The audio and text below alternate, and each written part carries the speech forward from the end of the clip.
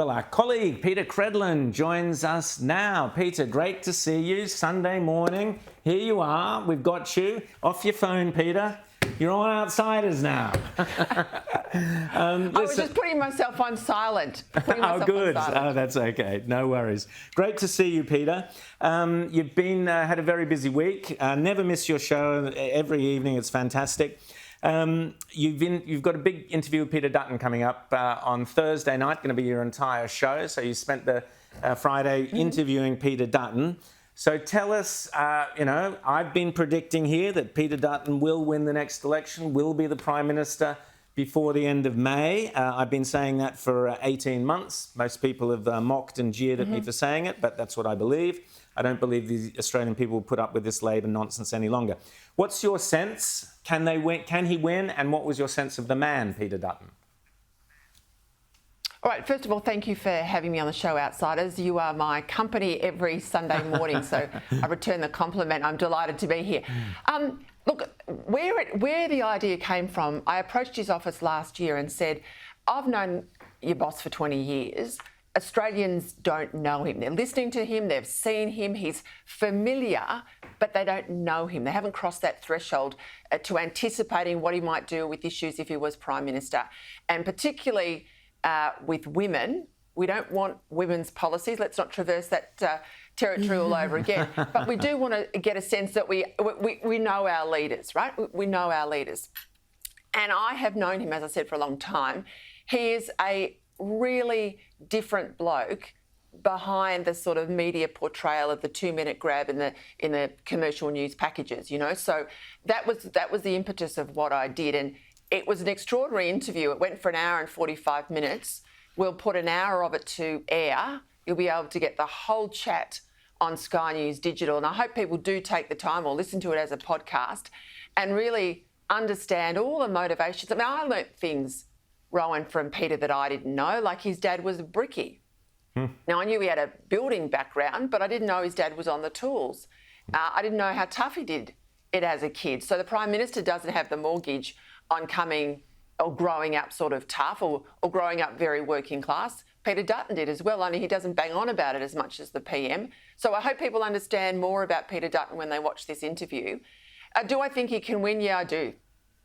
I really do. I think it is possible. I don't say it's yet probable. I'm hard-headed on sort of not just the published polls, but pollsters that I trust that I'm talking to. But it's certainly there for the taking. And I think the longer the government leaves it to call the election, the more it's heading Peter Dutton's way to a certain majority government. And I think you're right. I was out in Aston last night. I was down in Corangamite last weekend, 2 key seats in Victoria. Both got Labor incumbents in them. And the baseball bats are ready. People are so angry, they can't wait to change the government in Victoria.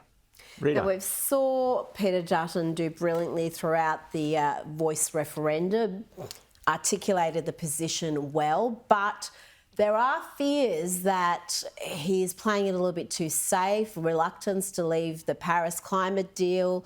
The ABC reported that he's reluctant to lean into the issue, which is just a home run. It is an easy policy for any Conservative to take to an election. Why do you think that is? Why do you think that he lacks that boldness in some areas? I think I'll answer it as a campaigner, Rita. If I was on his campaign team, I'd say on some of these issues, send an indication, but don't pick a fight because it will consume a huge amount of oxygen. I mean, he doesn't have the megaphone that a Donald Trump has in a campaign. It's different in Australia, and it's a different multi-party system, obviously, and you're not voting for the president, you're voting for candidates at a state level. Now, I'm not saying he shouldn't be forthright in telling us what he thinks on these issues, and I do ask him about women in sport. I do ask him on my show about issues in relation to the gender inquiry. So I do ask him all of those questions, and I think you'll be very interested in what he has to say. But I think you've got to, only now, what could be a month out from an election, 2 months out from an election, he's got to win it. Now, just on Paris, my view on Paris is dead. Paris is dead. China, India, the United States and Russia, the 4 biggest emitters, 60% of the world's emissions there in one go, none of them are in Paris. They're either out of Paris or Paris doesn't apply to them. So Paris is dead. And I think we are waking up to a new reality of what does the world look like if we want baseload without the reliance on renewables only like we have in Australia. I've been out in the country, you can see what it's doing to farmers. I think this is about to change, and the fact that the government can't give us those 2035 targets that are due next month tells me everything. Now, Peter, you mentioned, and you are one of the great minds and analysts on, the numbers and whether we get a minority government or we don't. I want to play a grab from your interview, which you've kindly given us. So a little peek at what's on for Thursday night. And this is discussing the issue of minority government. Here you go. Minority government is not good for our country. No. And particularly given the instability that's been created through 3 years of a bad government, to then put a second layer of minority government on that, I think if Australians believe that times are tough now, they'll get much tougher in that environment. And I do believe that we can form a majority government after the election. I think the momentum is there. I think people are demanding of a change. And I think we have certainly the credentials in terms of economic management and national security at a time when that's really important in people's minds. But we've got a lot of work to do between now and then.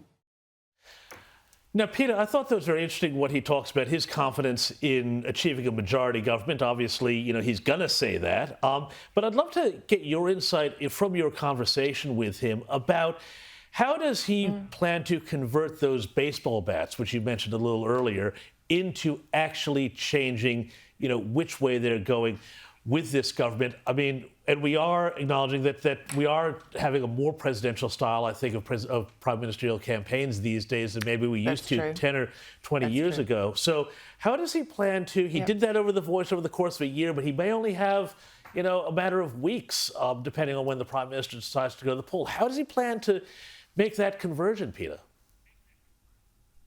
It's a lot like it was for Tony Abbott in 2010. If you remember, in 2010, Liberal and Labor got to the end of that election race and we ended up with the same number of seats. Tony Abbott just lost the negotiation, though. Gillard was able to secure those traitorous former National Party MPs, Oakeshott and Windsor. So there's a lot of parallels, James. And what happened then, and we just needed more time in that race. If we'd had, I believe, a couple of weeks or even another week, it would have been different. If the New South Wales Liberals had actually got some decent candidates, that might have helped as well. But broadly speaking, you've got to heighten the contest between the two major parties. You've got to reduce the interest your side might have on voting around the edges. So, and I speak to people a lot where the children of good Liberals vote Green or they vote Green in the upper house. This is not the election where they're allowed to do that. No one is allowed to vote away from the two majors. If you are of the left side, have the guts to vote Labor, do not give us the risk of a Green majority government. But I hope to God, if you're working class, if you're someone who wants to get ahead, if you're someone who is struggling with the cost of living, and that is so many Australians who used to be on the Labor side of politics, I would be saying to you, if you've never done it before, vote Liberal. Vote for our country's best interests and keep away from the miners. And Peter, I would throw into that mix as well, if you're in a teal electorate, get rid of the toxic teals. They are an absolute disaster. Well, they're Gucci greens, Rowan. Gucci greens. They're well-heeled greens, right? Exactly. Well said. Peter Credlin. Well, that'll be 6 p.m. on Thursday night. Thank you so much, Peter. Thanks for coming on Outsiders. Can't wait to watch that Thursday evening. The two Peters, Peter and Peter, sitting there on at 6 p.m. on Thursday night. That will be fantastic. Make sure you watch that. Peter Credlin, never miss her, 6 p.m. every night.